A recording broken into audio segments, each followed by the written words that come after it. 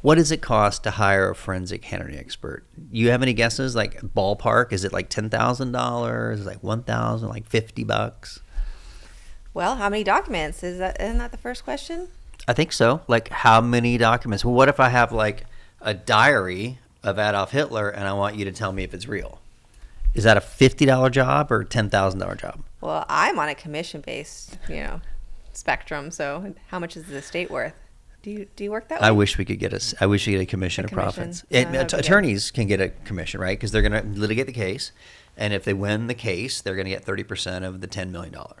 But handwriting experts are expert witnesses, which means they're supposed to be unbiased witnesses, which means that I should have the same opinion whether you're paying me or he's paying me, because I'm just telling the truth. Like, let's say I'm testing your blood, and you're O positive or you're B negative.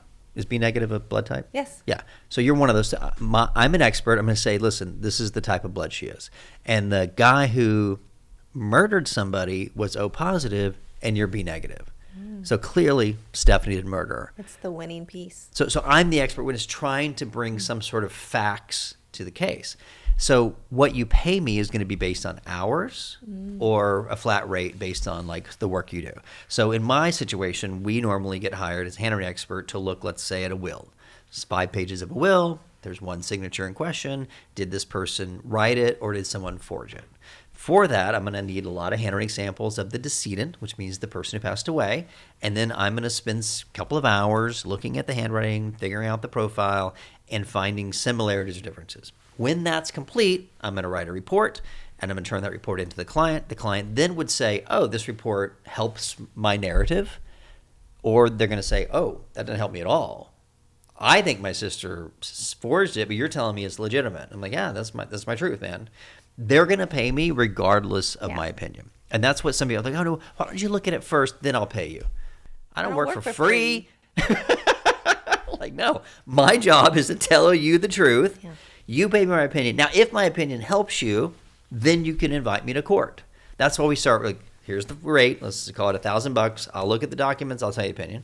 If you want me to go to court, let's go for $2,000, $3,000. If I got to go to LA or Dallas or Atlanta, fine, I'll go to court. But don't pay me for court before I've done the work. And I've had people like, hey, man, my court's in 2 days. I'm going to wire you $3,000. You need to come testify that it's a forgery. I'm like, back off, man. I'm not for sale. I'm for hire, but I'm not for sale. My opinion's not for sale. But I will tell you what I think about it. If that helps you, then I might come to court for you. So do you have a retainer fee, or do you just do it? How do you price? So the way that I work, and I think a lot of our handwriting works, is you have a retainer per hour. So some people are $300 an hour, or some are $600, some are $800. It's like, okay, give me 3 hours up front. That'll be $2,000. I'm $650 an hour. Great. Once I hit 3 hours, I stop working and I say, hey, man, give me more money. We had a case recently where they had 50 suspects and they had 2 envelopes. They're like, which one of these employees wrote the envelopes? Now, I don't know if that's 6 hours of work or if that's 30 minutes of work. Like, I just don't know.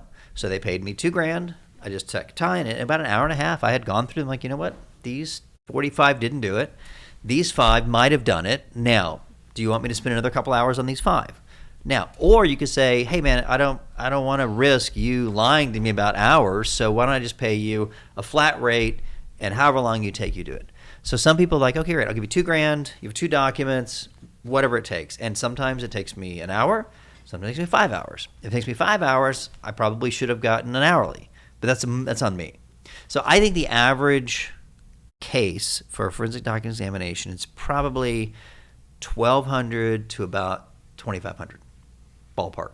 And again, most of them don't go to trial. There are people that will market and advertise at $200 or $300, but be careful of that because those people either aren't court qualified or they're saying, hey, I'm going to be the low price leader. I'm going to market for $300, but then they're going to charge you more for a letter, more for a conversation, extra for exhibits. They're going to charge you extra for graphics. So by the time you get done, you're like, hey, the ad said $300, but I just paid you $1,200. So be mindful of like those sort of bait and switch ads that pretend to. I'm definitely not the cheapest in the country, but I'm not the most expensive. But if you want someone that's credible, I think you should ask a couple questions if you're hiring a handwriting expert. You should ask, have they been to court? How many times? If you can get someone that's been over 100 times, you know they're legit. And when they go to court, does the judge accept them as an expert? That is key. So if you're hiring somebody and you're like, oh, I found a deal, it's $300, and that guy's never been accepted as an expert, you might as well hire a carpenter to write you a letter. It's not an expert. But if you have someone that's been to court 100 times, you know that letter or that testimony is likely to be allowed, because if 100 other judges said that guy's an expert or that girl, then the other judges will be like, look, I don't want to be the one dude who doesn't accept him as a witness. But if you're never been accepted, there's precedent. So Interesting. if you hire someone that's been rejected from court, it's bad. So yeah, you're not just paying for the work, you're paying for the credibility. I was in court in LA and I was waiting outside to testify, and I saw this guy walk out. He looked around and he's like, okay. He walked back in. I go, what's going on? He goes, I don't know. Came back out and he goes, we don't need you. I go, what do you mean? It might have already been paid. Paid in advance. He goes, they saw you in the hall and they stipulated that that signature was authentic and we don't need your testimony. I go, why would they do that? He goes, because if you testified, it makes him look like a liar. Ah. Then the judge doesn't trust him. And they know your reputation and you're going to kick butt. So they literally came, and so people have tried to like, can we just use your name? We don't want to hire you yet. We just want to say we've hired you. No.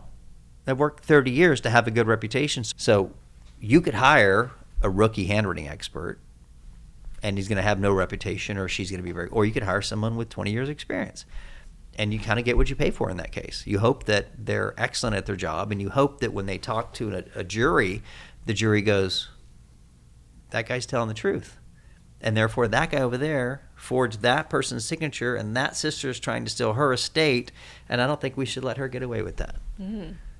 I think we're really just crime fighters. We're attempting to stop fraud, and the fraud that we're stopping normally involves a document or a handwritten item where people think they can sneak by a handwriting expert.